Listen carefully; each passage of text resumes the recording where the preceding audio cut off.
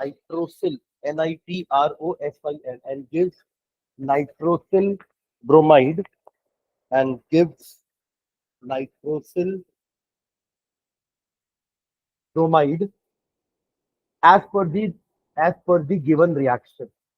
As per the given reaction लिख लेंगे NO plus Br2 gives NOBr. Balance कर लेना रिएक्शन को, ठीक है। हाँ, नीचे लिखेंगे when 0.087 mole of NO, when 0.087 mole of NO and 0.0437 mole of bromine are mixed in a closed container. When 0.087 mole of NO and 0.0437 mole of bromine are mixed in a closed container. Close जिससे क्योंकि ये सब क्या है, gases है ना, तो equilibrium पहुंचाना है तो रिएक्शन को क्लोज वेसल में ही करना पड़ेगा ना, अदरवाइज क्या होगा, इक्विलिब्रियम पहुंचेगा ही नहीं, ठीक है। Are in a close container at a constant temperature, at a constant temperature, comma 0.0518 mole of NOBr, 0.0518 mole of NOBr is obtained at equilibrium. Is obtained at equilibrium. Is obtained at equilibrium. Is obtained at equilibrium. Full stop. Calculate the equilibrium amount of NO and Br2. Calculate the equilibrium amount of NO and Br2. Calculate the equilibrium amount of NO and Br2. Question पढ़ो एक बार अच्छे से।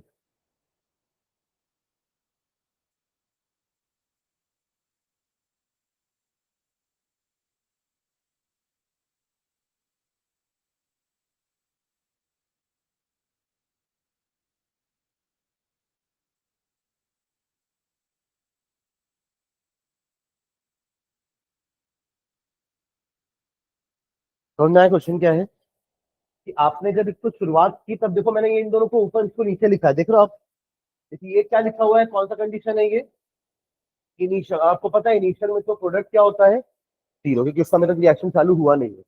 पर एक बार जब equilibrium attain हो गया है तब का एनओबीआर का कंसंट्रेशन दे दिया कि एनओबीआर इतना बन गया है, यानी कि अब इसकी कंसंट्रेशन कांस्टेंट हो चुकी है, क्योंकि इक्विलिब्रियम में प्रोडक्ट और नहीं बढ़ता, इस वैल्यू पर आकर के वो रुक जाएगा, राइट। ये दोनों की वैल्यू भी कांस्टेंट हो जाती है, पर कितनी होगी यही निकालना है, ये हमें बताना है कि कितना होगा, ठीक है। आपने रिएक्शन को बैलेंस किया है क्या करें बैलेंस करने के लिए, हाँ ये Br2 है तो आप यहाँ पर 2 लगाओगे और उसके कारण NO2 हो गया तो यहाँ पर आप 2 लगा दोगे, ऐसा कुछ हो रहा है।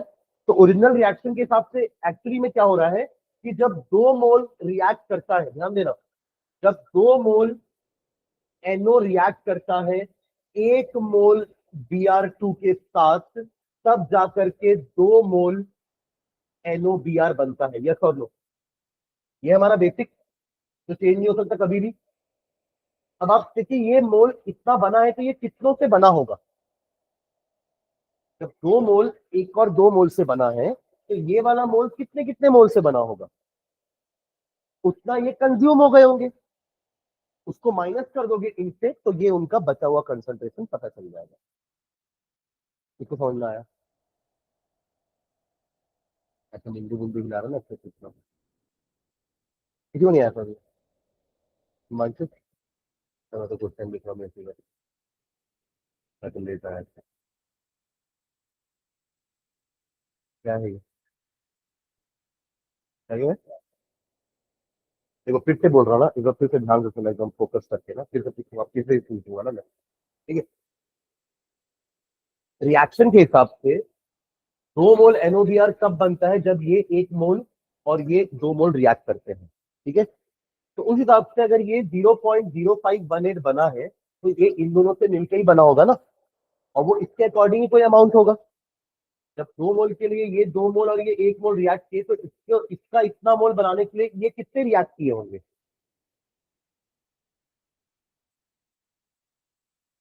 क्या है?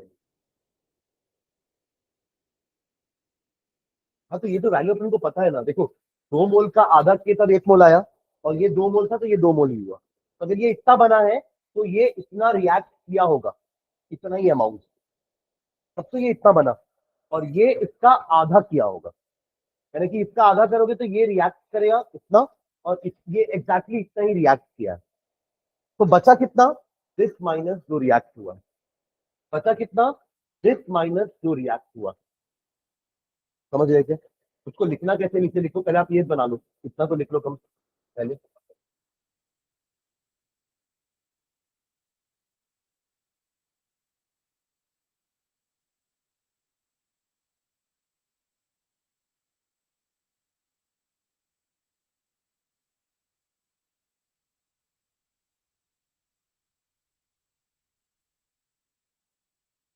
ठीक है, फिर ये बेसिक से शुरुआत करेंगे कि 2 mole of NOBr is obtained from is obtained from 2 mole of NO and 1 mole of bromine। थोड़ा सा स्टोइकोमेट्री की आ गया इसके अंदर, थोड़ा क्या पूरा स्टोइकोमेट्री तो है कि इतना बनाने के लिए कितना ये दोनों कंज्यूम हुए होंगे, तब जाके इतना बना होगा। तो ये हमारा बेसिक है, हम शुरुआत यहीं से करेंगे कि 1 2 मोल बनाने के लिए इसको 2 मोल खर्च करना पड़ता है, इसको 1 मोल खर्च करना पड़ता है। तो इतना मोल बनाने के लिए ये इतना ही मोल खर्च होगा। ठीक है, therefore for 0.0518 mole, for 0.0518 mole of NOBr, comma 0.0518 mole of NO, and उसका हाफ कर देंगे, है ना।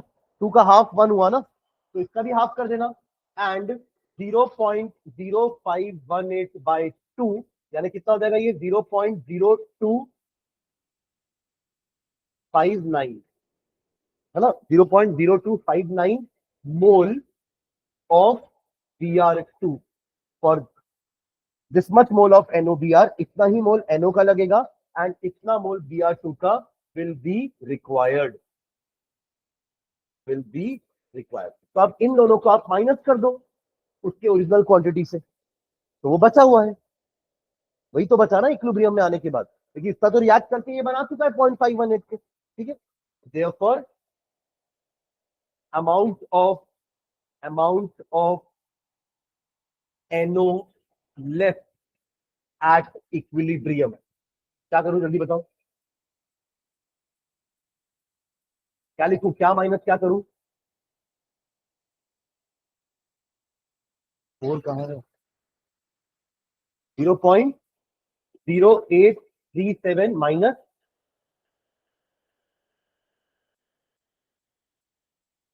अरे वो आप इसका मोल से इसको माइनस कर रहे हो, Br2 से क्या कर रहे हो? 0.087 NO का मोल इनिशियली था, उसमें से इतना यूज हो गया, तो बचा कितना? 0.0518। हाँ,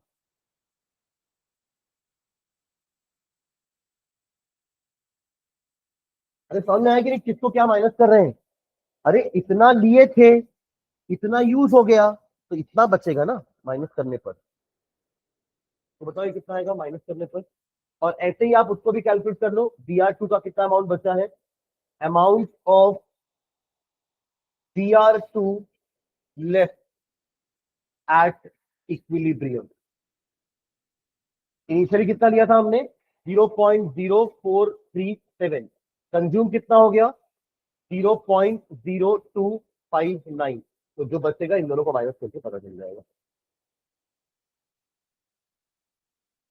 0.00352 मोल। ठीक है, और दूसरा वाला 7 - 9 3 -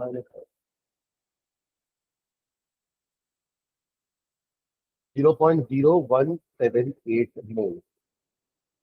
ये है उनका इक्विलिब्रियम का concentration.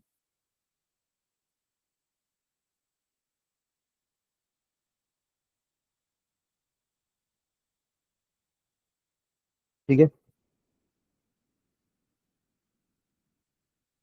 0.0352, 0.0178।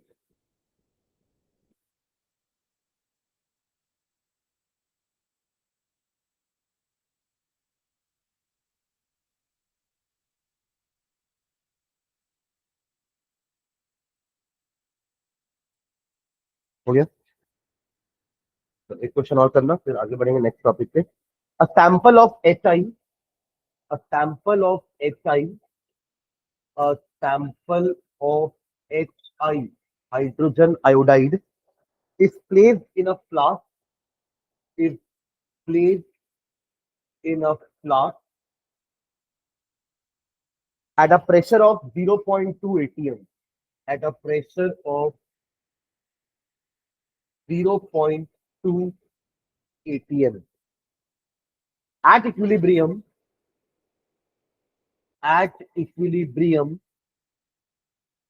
at equilibrium, the partial pressure of HI, the partial pressure of HI is 0.04 atm. What is Kp? What is Kp for the given equilibrium? For the given equilibrium. What is Kp for the given equilibrium? Reaction है 2HI gives you H2 plus I2।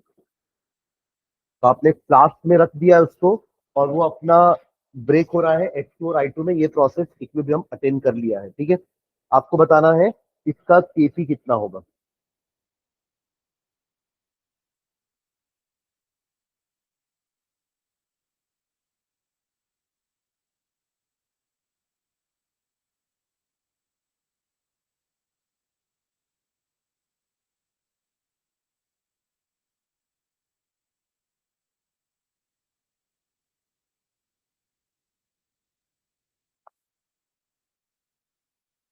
देख रहे हो पहले initial वाला condition. Initial क्या है, SI का pressure कितना है, पढ़े अच्छे से क्वेश्चन पढ़ो एक बार। कि एक सैंपल ऑफ एसआई है जिसको अपन ने इस इतने प्रेशर पे रखा है, यानी कि ये आपका 0.2 एटीएम है इनिशियल प्रेशर। समझ रहे हैं क्या, है ना। और उस वक्त इन दोनों का क्या रहेगा, 0। फिर इक्विलिब्रियम में आने के बाद at equilibrium the partial pressure of SI is, at equilibrium partial pressure कितना दिखा रहा है, 0.04 एटीएम। एक्चुअली कितने से कम हुआ ये क्वेश्चन समझ में आया मैंने क्या बोला।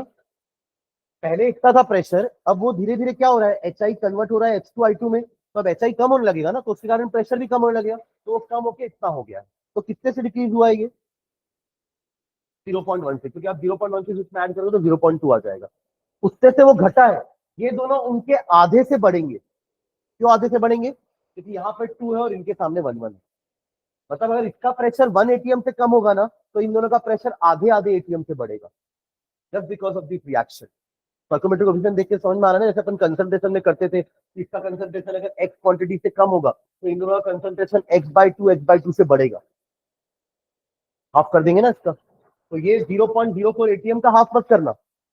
0.04 एटीएम तो उस वक्त का एसआई का प्रेशर है, कम जिससे हुआ है ना उसका हाफ करना। समझ रहे हो मैं क्या बोल रहा हूँ।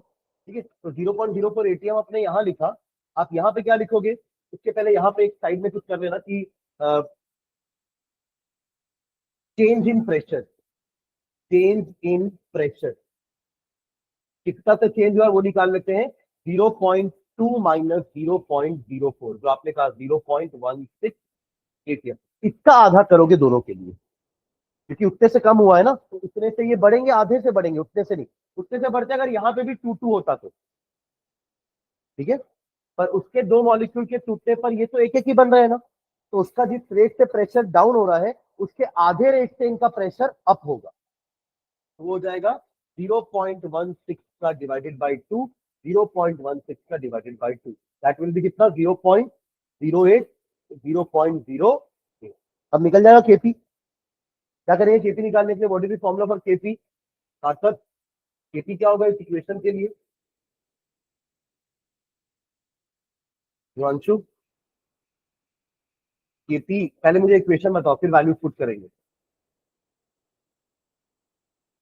PH2 into PI2 divided by PSI का स्क्वायर करना मत भूलना, ठीक है। Now put the values. ये कितना है 0.08, ये कितना है 0.08, और ये कितना है 0.04 का स्क्वायर, 0.04 का स्क्वायर कितना हो जाएगा? देखो ये 8 8 64 हो जाएगा, ये तो 0.0064 डिवाइडेड बाई ये हो जाएगा 4 4 16 और 0.0016 कैंसिल हो जाएगा, पॉइंट दोनों बराबर पोजीशन पे है ना पॉइंट।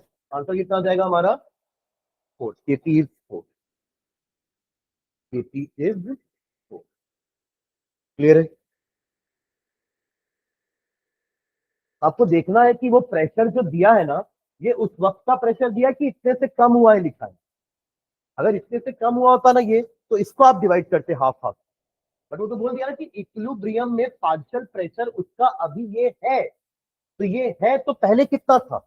उतने से कम हुआ है, तो उतने से जितने से ये कम हुआ है उसके आधे से इनको बढ़ाना है, क्योंकि ये धीरे धीरे कम हो रहे हैं पर ये धीरे धीरे बढ़ रहे हैं ना।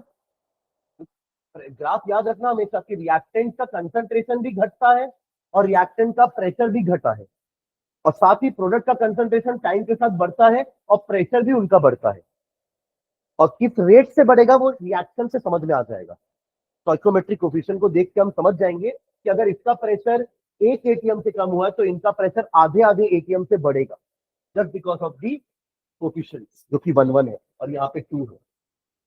अगर यहां भी 1 होता ना, तो अगर इसका 1 ATM से घटा है तो इन दोनों का 1 1 से बढ़ता। अभी इसका सामने 2 लिखा है, इनके सामने 1 लिखा है, तो इसका 1 से घटेगा तो इनका हाफ हाफ से बढ़ेगा। इसका 2 ATM घटा तो इसका 1 1 बढ़ेगा। आप समझ रहे हो मैं क्या बोल रहा हूँ? ठीक है, चलिए नेक्स्ट टाइम डालना। Factors affecting equilibrium, very important topic. Factors यही हम वो लीड चैट पढ़ेंगे जो मैंने आपको पिछली क्लास में थोड़ा सा ब्रीफ किया था। Factors affecting, factors affecting equilibrium. कौन से फैक्टर्स हैं जो इक्विलिब्रियम को अफेक्ट करेंगे? हम सारी चीजों को कांस्टेंट रखते हैं ना, ना टेम्परेचर चेंज करते हैं, ना प्रेशर चेंज करते हैं, ना रिएक्टेंट का कंसंट्रेशन बढ़ाते हैं, ना प्रोडक्ट का कंसंट्रेशन कम करते हैं। सारी चीजों को कांस्टेंट रखते हैं ताकि इक्विलिब्रियम डिस्टर्ब ना हो। यानी कि इन चीजों को कांस्टेंट नहीं रखेंगे तो इक्विलिब्रियम डिस्टर्ब हो जाएगा, यानी कि इक्विलिब्रियम अफेक्ट हो जाएगा। तो यही सारे हमारे टॉप पॉइंट्स होंगे इक्विलिब्रियम को अफेक्ट करने के, ठीक है। फैक्टर्स अफेक्टिंग इक्विलिब्रियम, ठीक है, इसमें लिखेंगे हाइफन डाल के। A system in equilibrium, a system in equilibrium, a system in equilibrium is affected by following factors. A system in equilibrium is affected by following factors. A system in equilibrium is affected by following factors. First लिखना पहला factor change in concentration, change in concentration, change in concentration of any reactant or product, of any reactant or product। किसी भी reactant या किसी भी product का अगर आपने कंसंट्रेशन बीच रिएक्शन में चेंज कर दिया या इक्विलिब्रियम पहुंचने के बाद चेंज कर दिया, तो उससे आपका इक्विलिब्रियम डिस्टर्ब हो जाएगा, अफेक्ट करेगा। अब वो इक्विलिब्रियम में नहीं रहा रिएक्शन, हाँ थोड़ी देर के बाद फिर आ जाएगा इक्विलिब्रियम में, ठीक है। वो कैसे आएगा वो अपन इस फैक्टर में समझेंगे। Change in concentration of any reactant और प्रोडक्ट। सेकेंड पॉइंट लिखना, change of temperature of the system, change of temperature of the system, change of temperature of the system.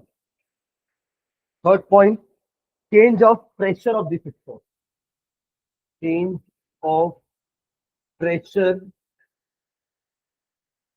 of the system, and last, addition of some inert gas, addition of some inert gas. inert gas में तो समझते हैं हमारा कोई helium, neon, argon, krypton, जेलन, radon, ये सब हमारे इनर्ट गैसेस होते हैं जो रिएक्ट नहीं करेंगे। ठीक है, तो ये चार टॉपिक को अपन को एक एक करके पढ़ना है। इन चारों से हमारा इक्विलिब्रियम अफेक्ट करेगा, डिस्टर्ब होगा। ठीक है, तो पहला फर्स्ट लिख लो। फर्स्ट, पहले ये पढ़ने से पहले ना एक प्रिंसिपल पढ़ते हैं, फिर हम पहले वाले में आएंगे। ठीक है, तो लिखो, पहले प्रिंसिपल लिख लो, ली चैटलियर प्रिंसिपल। एक ही डालना है सब हेडिंग इसमें, ली चैटलियर प्रिंसिपल, LECHATELIER ली चैटलियर प्रिंसिपल, ली चैटलियर प्रिंसिपल। इससे अपन ना ये ऊपर के तीनों इफेक्ट को स्टडी करेंगे। ठीक है, कंसंट्रेशन, टेम्परेचर, प्रेशर को चेंज करने से क्या होता है, कैसे होता है, वो ली चैटलियर के प्रिंसिपल से हम समझ सकते हैं। ठीक है, तो हाइफन डाल के लिखना है इसमें, the effect of concentration, temperature and pressure, the effect of concentration, temperature और pressure, the effect of concentration, temperature और and pressure of a system in equilibrium, the effect of concentration, temperature and pressure on a system in equilibrium can be predicted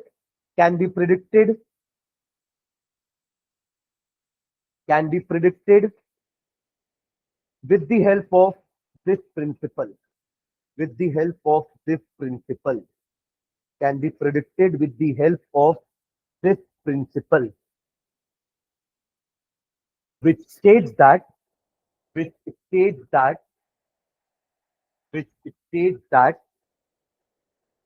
inverted comma के अंदर लिखेंगे, if a system system या process दोनों बोल सकते हैं अपन ना, या रिएक्शन भी बोल सकते हो। If a system in equilibrium, if a system in equilibrium, if a system in equilibrium is subjected to a change, is subjected to a change, यानी कि उसमें कुछ चेंज किया जा रहा है ना, is subjected to a change of concentration, change of concentration, change of concentration, comma temperature, temperature और pressure, और pressure, और pressure, comma the equilibrium shift, the equilibrium shift, the equilibrium shift in a direction, in a direction, disturb तो हुआ है पर किस तरफ shift होगा, in a direction that tends to undo, that tends to undo the effect of the change imposed, undo the effect of the change imposed। जिस change के कारण टेम्परेचर या प्रेशर या कंसंट्रेशन, जिस चेंज के कारण हमारा इक्विलिब्रियम डिस्टर्ब हुआ है ना, उसका अंडू इफेक्ट होगा, तो इक्विलिब्रियम वापस से क्या हो जाएगा, रीस्टैब्लिश हो जाएगा। ठीक है, ठीक है, चलो एक एक करके कंसंट्रेशन, टेम्परेचर, प्रेशर का इफेक्ट पढ़ते हैं और ये इस प्रिंसिपल को अप्लाई करते हैं। ठीक है, तो लिख लो, पहला, effect of change of concentration, effect of change of concentration, effect of change of concentration, effect of change of concentration। ठीक है, consider a general reaction, consider a general reaction, consider a general reaction, A plus B gives reversible sign ना, C plus D, A plus B gives C plus D. नीचे लिखे हो, if to this reaction, ये equilibrium पहुंच चुका है, ठीक है, पर आप इसमें कुछ ना कुछ कंसंट्रेशन चेंज करके देखने वाले हो कि इक्विलिब्रियम का क्या होगा. तो if to this reaction, if to this reaction in equilibrium, in equilibrium, if to this reaction in equilibrium more of A or B is added, more of A और B is added, अगर आपने इसमें A और B बढ़ा दिया बीच में equilibrium पहुंचने के बाद, more of A और B is added, comma, then according to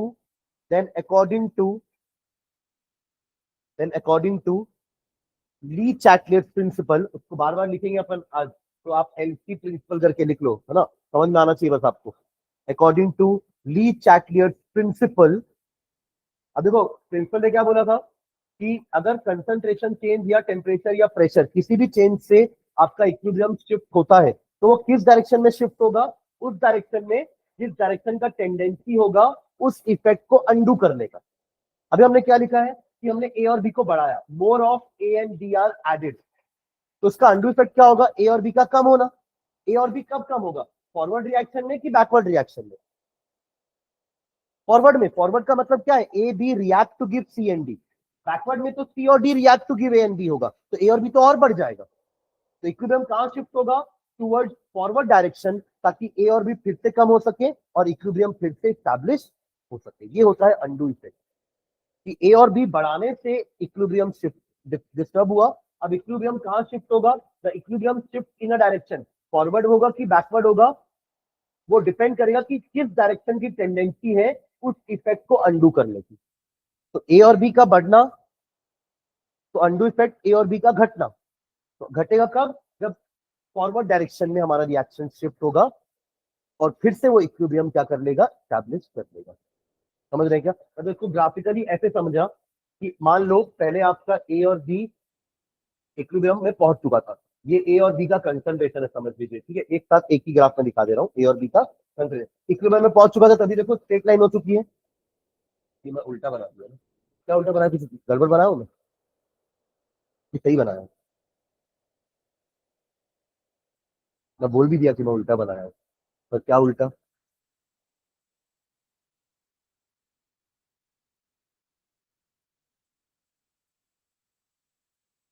reactant था ना भाई साहब, कैसे बढ़ जाएगा प्रोडक्ट, मतलब प्रोडक्ट बढ़ता है ना, कैसे कर रहे हो आप लोग यार. ठीक है, तो वक्त के साथ ए और बी कम हुआ और एक समय ऐसा आया जहां पे ए और बी कांस्टेंट हो गया. अब आपने क्या किया, इफ मोर ऑफ ए और बी इज एडेड, तो ये कंसंट्रेशन धीरे से बढ़ जाएगी. आपने बढ़ाया ना, यहाँ कंसंट्रेशन है हमारा वाई एक्सिस में और यहाँ क्या है, टाइम है, आपने कंसंट्रेशन बढ़ा दिया, तो अब ये फिर से क्या होगा, कंसंट्रेशन बढ़ गया, अब ये फिर से रिएक्ट करना चालू करेगा और धीरे धीरे फिर से कम होगा और एक समय आएगा कि फिर से इक्विलिब्रियम स्टैब्लिश हो जाएगा.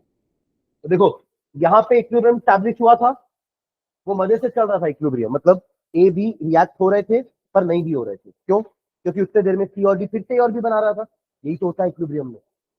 यहाँ क्या हुआ, इक्विलिब्रियम डिस्टर्ब हो गया. क्या हो गया, इक्विलिब्रियम, क्योंकि आपने ए और बी और ऐड कर दिया था इसका में, ठीक है. अब यहाँ पे रिएक्शन फिर चला, फिर यहाँ पे इक्विलिब्रियम क्या हो जाएगा, रीस्टैब्लिश. देखो ना, यहाँ फिर स्ट्रेट हो गया, मतलब कुछ देर के लिए इक्विलिब्रियम डिस्टर्ब हुआ था because of the change in the concentration of A and B, but the equilibrium shifts in that direction which tends to nullify बोल लो या अंडू द इफेक्ट जो उसने किया था, किसने, ए और बी के बढ़ने से. तो ए और बी घटना चाहिए, तो ए और बी घटेगा और वापस से इक्विलिब्रियम स्टैब्लिश हो जाएगा. जरूरी है उसी लेवल पर हो, उससे कम लेवल पर, उससे ज्यादा लेवल पर, या उससे भी कम लेवल पर ऐसा हो सकता है, ठीक है, पर वो वापस से इक्विलिब्रियम स्टैब्लिश कर लेगा. ठीक है, तो क्या लिखा आप लोग, if two this reaction in equilibrium more of A or B is added, then according to LC principle, the effect will be to decrease the concentration. The effect will be to decrease the concentration of A and B, of A and B. और ऐसा तभी possible है जब reaction forward direction में shift हो of A and B. Full stop. This is possible only if this is possible only if this is possible only if more of A and B react. This is possible only if more of A and B react to form C and D. More of A and B react to form C and D. That is the equilibrium shifts in the forward direction. That is the equilibrium shifts in the forward direction. That is the equilibrium shifts in the forward direction. समझ में आया? देखो यहाँ पे shift का मतलब क्या है समझना। इक्विलिब्रियम में आने के बाद तो दोनों डायरेक्शन की स्पीड सेम हो गई थी ना, तो अब इक्विलिब्रियम डिस्टर्ब हुआ है, इसका मतलब दोनों डायरेक्शन की स्पीड सेम नहीं है, तो किसकी बढ़ रही है उसी को बोल रहे हैं शिफ्टिंग इन दैट डायरेक्शन। तो फॉरवर्ड डायरेक्शन की स्पीड फास्ट हो जानी चाहिए ना, तब तो जल्दी जल्दी ए और बी रिएक्ट करेगा। अभी ऐसा नहीं कि सी और डी रिएक्ट नहीं कर रहे हैं, बट ए और बी वाला रिएक्शन फास्टर हो गया है। ए और बी वाला रिएक्शन क्या हो गया है? फास्टर हो गया। पहले वो आए थे एक स्पीड में थे, दोनों की स्पीड सेम हो गई थी, पर आपके रिएक्टेंट को और ऐड करने से रिएक्टेंट का कंसंट्रेशन बढ़ गया, तो अब रिएक्शन फॉरवर्ड डायरेक्शन में शिफ्ट होने का मतलब है कि फॉरवर्ड डायरेक्शन की स्पीड बढ़ गई, फॉरवर्ड डायरेक्शन की स्पीड बढ़ गई। पर हाँ, कुछ देर बाद ये फिर से इक्वल आने वाली। तो ये जो शिफ्टिंग इन फॉरवर्ड डायरेक्शन है उसका मतलब यही है कि किस तरफ की स्पीड बढ़ गई, किस तरफ की स्पीड क्या हो गई है? बढ़ गई है, ताकि इक्विलिब्रियम फिर से एस्टैब्लिश हो सके। ठीक है, अब यहीं पे आप दो तीन चीजें और कर सकते हैं। अभी आपने ए और बी को ऐड किया, अगर आप सी और डी निकालते जाओ बीच बीच में, तो फिर से इक्विलिब्रियम डिस्टर्ब होगा। किस कारण से हुआ? सी और डी के, अभी तो बोला सी और डी को निकालेंगे तो इक्विलिब्रियम डिस्टर्ब होगा, तो फिर वापस पूछा वही मैंने कि किस कारण से डिस्टर्ब हुआ? सी और डी के निकालने से। इसका उल्टा क्या होगा? सी और डी का बनना, इंक्रीज होना। आपने डिक्रीज किया ना कंसंट्रेशन, निकाल करके कंसंट्रेशन डिक्रीज होगी ना, तो उसका अंडर इफेक्ट क्या होगा? कंसंट्रेशन का बढ़ना। और सी और डी तभी बढ़ेगा जब अगेन हमारा इक्विलिब्रियम फॉरवर्ड डायरेक्शन में शिफ्ट होगा, तभी तो सी और डी और बनेगा ना, तो फिर से इक्विलिब्रियम स्टैब्लिश हो जाएगा। तो अगर आप चाहते हो कि प्रोडक्ट और बनता रहे, तो यही दो काम करना होगा आपको, या तो आप रिएक्टेंट बीच बीच में डालते जाओ, या तो प्रोडक्ट धीरे धीरे निकालते जाओ।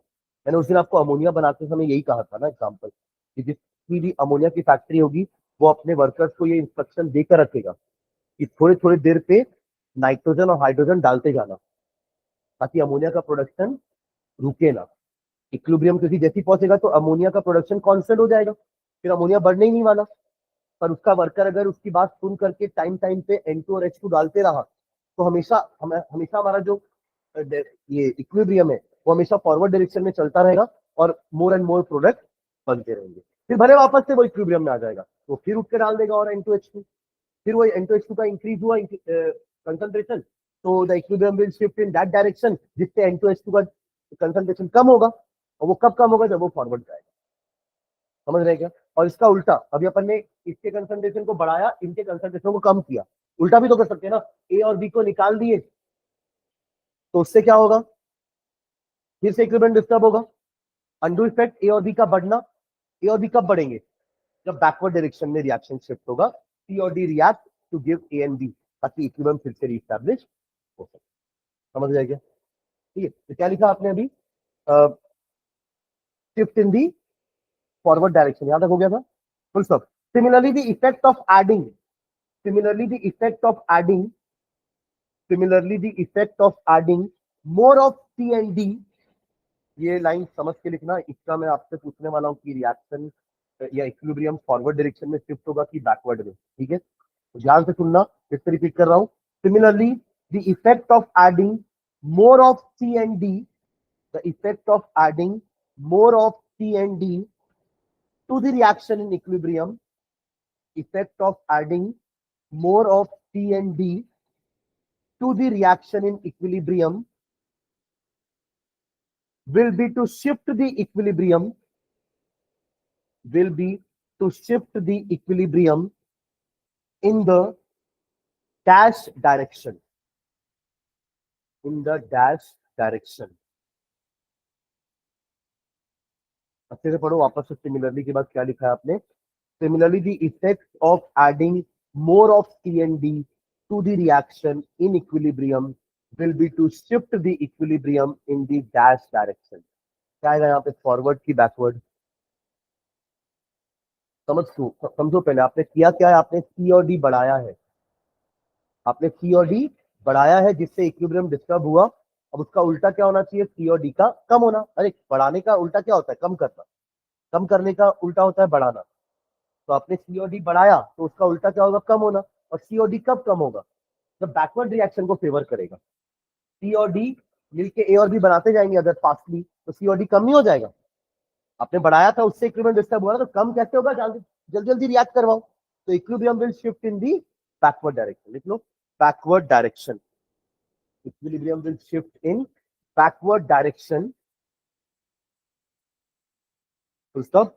और दोनों ही केस में अपन ने दो केस लिखे, इसको डालना, इसको भी डालना, दोनों का ये तो लिखे ना अपन ने, ए और बी को ऐड करे और फिर लास्ट में अपन ने सी और डी को भी ऐड किया। एक बार फॉरवर्ड डायरेक्शन में शिफ्ट हुआ इक्विलिब्रियम और एक बार बैकवर्ड डायरेक्शन में, पर दोनों ही में बाद में वापस से इक्विलिब्रियम रीएस्टैब्लिश हो गया। ठीक है, तो लास्ट लाइन लिखना, in each case, in each case, in each case the equilibrium is reestablished after some time. In each case, the equilibrium is reestablished after some time. After some time. दो cases हमने देखे और दो case इसके just उल्टे हो जाएंगे। कौन से दो केस बच गए हमारे, ए और बी को बढ़ाने वाला हमने देखा पर ए और बी को कम करने वाला नहीं देखा हमने, सी और डी को बढ़ाने वाला देखा, सी और डी को कम करने वाला नहीं देखा हमने। तो उसका जस्ट उल्टा हो जाएगा कि अगर ए और बी को निकालते जाओगे तो बैकवर्ड में जाएगा, सी और डी को निकालते जाओगे तो फॉरवर्ड में जाएगा। ठीक है, तो एक कंक्लूजन नीचे लिख लो, to sum up, to sum up, to sum up, hyphen डाल के लिखना, if in a reaction in equilibrium, if in a reaction in equilibrium,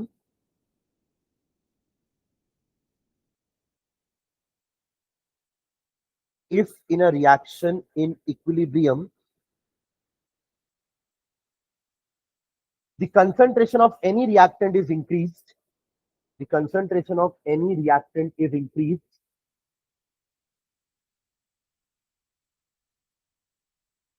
if in a reaction in equilibrium the concentration of any reactant is increased, the equilibrium shifts in the dash direction,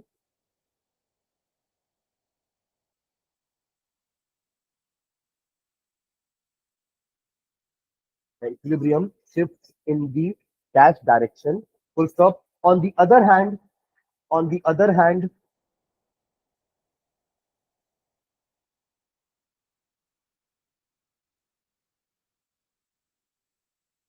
on the other hand, if the concentration of any product is increased,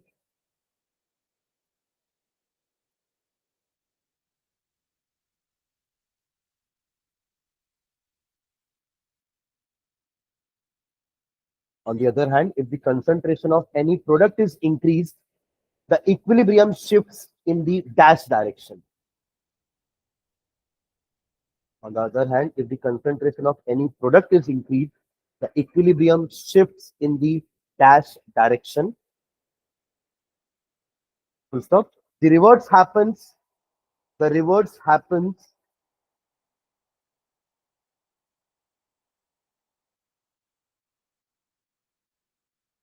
The reverse happens if the concentrations are decreased.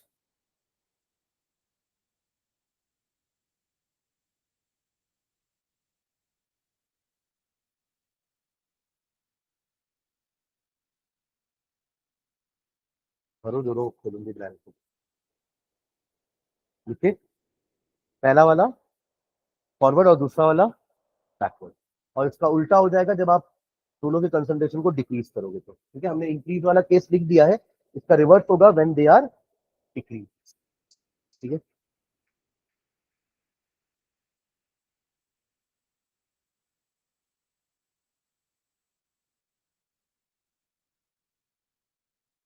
चलिए next second factor लिखिएगा, effect of change of temperature. ये हुआ हमारा effect of change in concentration. है ना, effect of change of concentration था, second लिखेंगे effect of change of temperature, effect of change of temperature. ठीक है, चलिए इसमें लिख रहे हैं हाइफन डाल करके, the change of temperature alters the state of equilibrium, the change of temperature alters the state of equilibrium, the change of temperature alters the state of equilibrium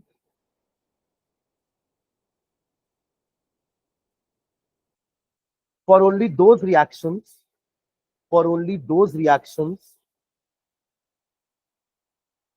in which the change of temperature alters the state of equilibrium, for only those reactions in which heat is evolved, in which heat is evolved, इस type के reaction को क्या बोलते हैं अपन?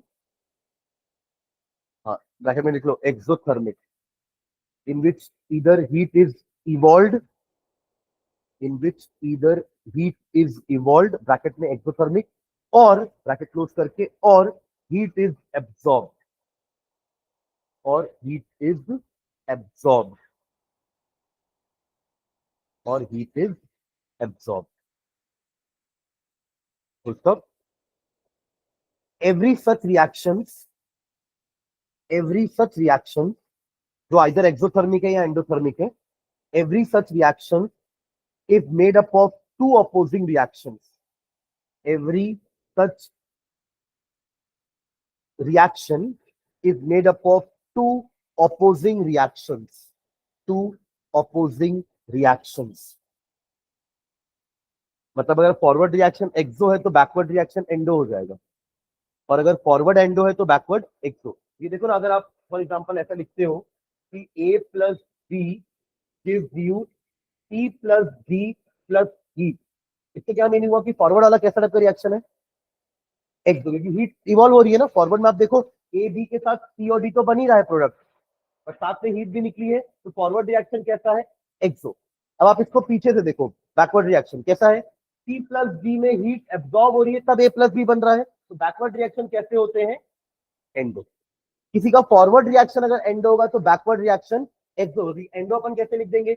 ए plus B plus heat give C plus D, और C plus D give A plus B plus C. तो अगर इसका फॉरवर्ड वाला एंडो है तो रिवर्स वाला एक्सो हो जाएगा। समझ में आ रहा है जो अपन अभी पॉइंट लिखे हैं, कि ऐसे कोई भी रिएक्शन जो एंडोथर्मिक होते हैं या एक्सोथर्मिक होते हैं और वो इक्विलिब्रियम भी अटेन कर रहे हैं, तो उसमें दोनों अपोजिंग रिएक्शन होते हैं, कि फॉरवर्ड वाला एंडो है तो बैकवर्ड वाला एक्सो एंड वाइस वर्सा। ठीक है ना, तो ये दोनों एग्जांपल इसे लिख लो।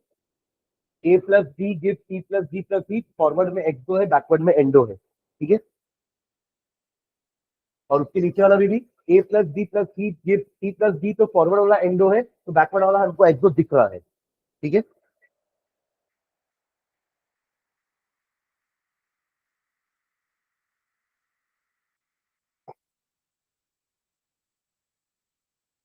ठीक है, हम पढ़ रहे हैं कि हीट या टेम्परेचर बढ़ाने पर इफेक्ट कैसा होगा हमारे इक्विलिब्रियम पर, इक्विलिब्रियम कैसे शिफ्ट होगा, क्योंकि डिस्टर्ब तो होगा।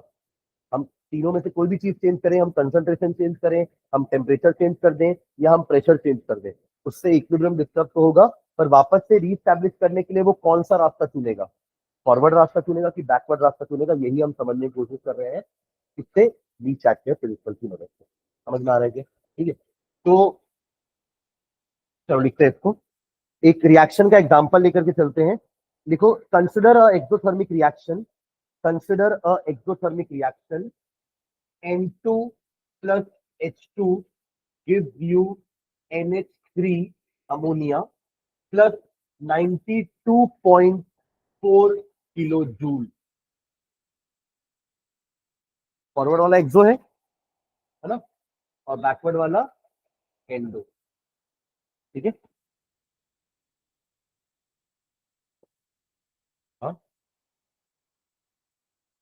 हाँ, नाइट्रोजन और हाइड्रोजन मिलकर अमोनिया बनाएंगे।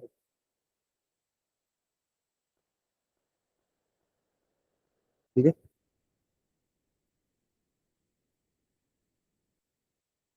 चलो अब इस रिएक्शन का इफेक्ट समझना, टेम्परेचर कम करने पर बढ़ाने पर ये कैसा इफेक्ट होगा। तो देखो, अगर आप इस रिएक्शन में जो इक्विलिब्रियम पे आ चुका है, समझ रहे हैं क्या, अगर आपने इस पे टेम्परेचर बढ़ाया तो इक्विलिब्रियम डिस्टर्ब होगा, equilibrium will get disturb, right. तो उसका अंडू इफेक्ट क्या होना चाहिए, डिस्टर्ब तो हो चुका है, तो अंडू इफेक्ट क्या होना चाहिए, टेम्परेचर का डिक्रीज होना, राइट, टेम्परेचर का डिक्रीज होना। और टेम्परेचर यहाँ पे कब डिक्रीज होगा आप समझना, फॉरवर्ड रिएक्शन में तो हीट और बन रही है तो इससे तो टेम्परेचर बढ़ेगा, बैकवर्ड रिएक्शन में हीट एब्जॉर्ब कर रहे हैं तो ओवरऑल टेम्परेचर कम हो जाएगा। तो टेम्परेचर कम करने के लिए आपका रिएक्शन कैसे जाएगा, बैकवर्ड डायरेक्शन। तो कभी भी अगर आप अमोनिया बना रहे हो तो हाई टेम्परेचर पे नहीं बनाओगे। देखो ऐसे डिसाइड करते हैं condition.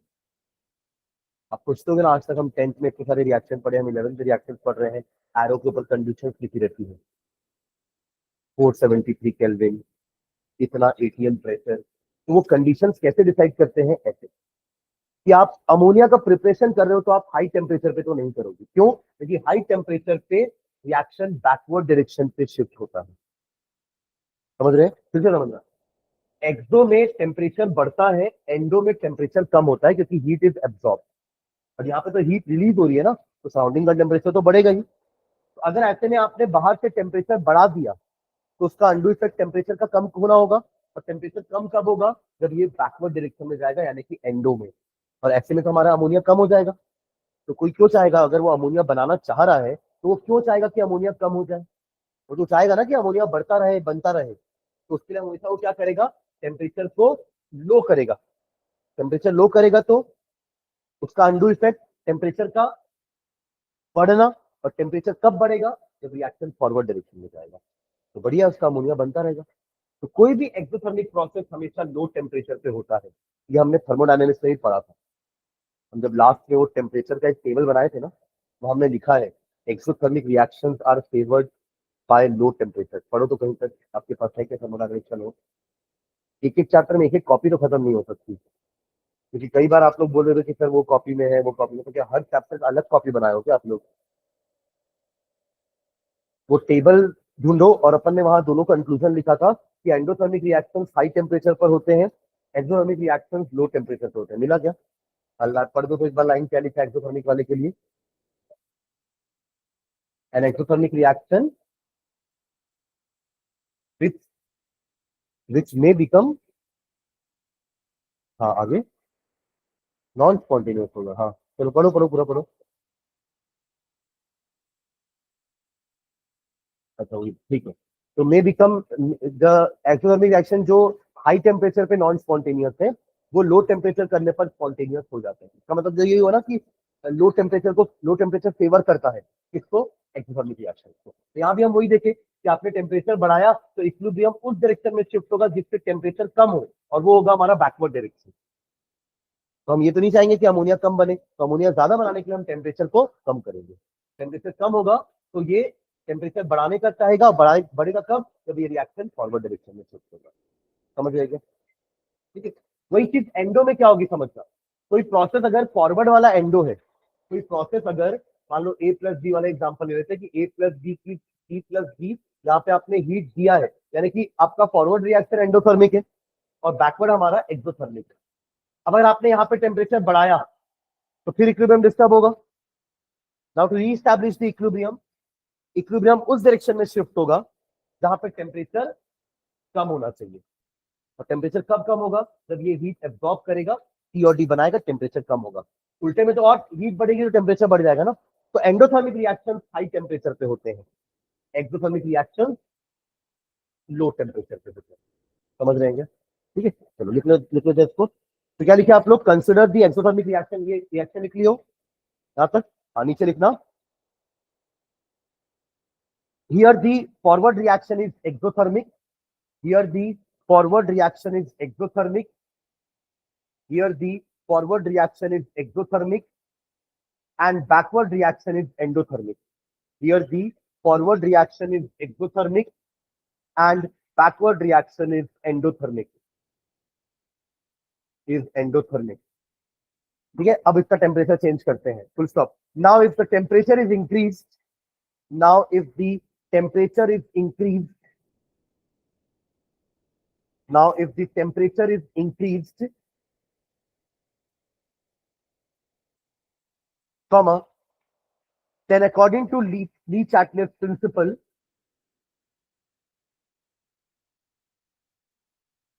if the temperature is increased, then according to Le-Chatelier principle, the equilibrium will shift to the side. The equilibrium will shift to the side that absorbs heat. The equilibrium will shift to the side that absorbs heat. और वो कौन सा side होगा हमारा? Backward direction. That is in the backward direction. That is in the backward direction. Full stop. Similarly ये तो increase का लिखा हमने कि टेम्परेचर को इंक्रीज करेंगे तो बैकवर्ड डायरेक्शन में जाएगा, टेम्परेचर डिक्रीज करेंगे तो फॉरवर्ड डायरेक्शन में जाएगा. Similarly decrease in temperature, similarly decrease in temperature, similarly decrease in temperature will shift the equilibrium. Similarly, decrease in temperature will shift the equilibrium in the forward direction. Similarly, decrease in temperature will shift the equilibrium in the forward direction. ठीक है. तो एक reaction endothermic वाला भी लिखना है जिसमें forward endo होगा, बैकवर्ड एक्सो होगा. इसमें क्या था? फॉरवर्ड एक्सो, बैकवर्ड एंडो था. अब एक रिएक्शन का एग्जांपल लिखना है जिसमें फॉरवर्ड एंडो, बैकवर्ड एक्सो होगा. नीचे लिखो, consider the endothermic reaction, consider the endothermic reaction, consider the endothermic reaction. N2 plus O2 plus 180.7 kilojoule gives you 2NO. 2NO. ये एंडोथर्मिक है फॉरवर्ड वाला, और बैकवर्ड वाला क्या है? एक्सोथर्मिक. ठीक है. अब इसमें भी टेम्परेचर बढ़ाते हैं, तो टेम्परेचर बढ़ाएंगे तो इक्विलिब्रियम डिस्टर्ब होगा. उल्टा इफेक्ट, टेम्परेचर कम करना होगा. टेम्परेचर कम कब होगा? जब फॉरवर्ड डायरेक्शन में जाएगा. देखिए बैकवर्ड में तो और हीट निकलेगी, एक्सो है क्योंकि बैकवर्ड वाला. इसके लिए लाइन लिख लो. Here the forward reaction is endothermic. Here the forward reaction is endothermic. And backward reaction is exothermic. Here the forward reaction is endothermic. Here the forward reaction is endothermic. And backward reaction is exothermic. ठीक है. Full stop. The increase of temperature, the increase of temperature, the increase of temperature will favor the forward reaction. तो अलग तरीके से लिखा रहा हूं इसको मैं, है ना. Le-Chatelier के अकॉर्डिंग वो सब नहीं लिख रहा था, ऊपर लिख चुके हैं. The increase of temperature will favor the forward reaction, will favor the forward reaction. इसी को ऊपर कैसे लिखे थे कि टेम्परेचर बढ़ाएंगे तो according to Le-Chatelier principle equilibrium उस डायरेक्शन में शिफ्ट होगा जहां टेम्परेचर कम हो रहा है, यानी कि बैकवर्ड. ठीक है. तो यहाँ पर अपन ने उसी को अलग से लिख दिया कि the increase of temperature will favor the forward reaction, while the decrease of temperature, while the decrease of temperature, while the decrease of temperature will favor the backward reaction. While the decrease of temperature will favor the backward reaction. While the decrease of temperature will favor the backward reaction. ठीक है. इसका भी sum up लिखते हैं दो line में. To sum up, जैसे वहां लिखे थे कंसंट्रेशन का. To sum up, to sum up hyphen डाल के लिखेंगे. Exothermic reactions are favoured by low temperature. Exothermic reactions are favored by low temperature, whereas endothermic reactions are favored by high temperature. Exothermic reactions are favored by low temperature, whereas endothermic reactions are favored by high temperature. Exothermic reactions are favored by low temperature, whereas endothermic reactions are favored by high temperature. ये चीज अपन thermodynamics के लिए and में लिखते हैं. ठीक है. Next line डाल के छोड़ दो. Effect of change of pressure. Effect of change of pressure, ठीक है।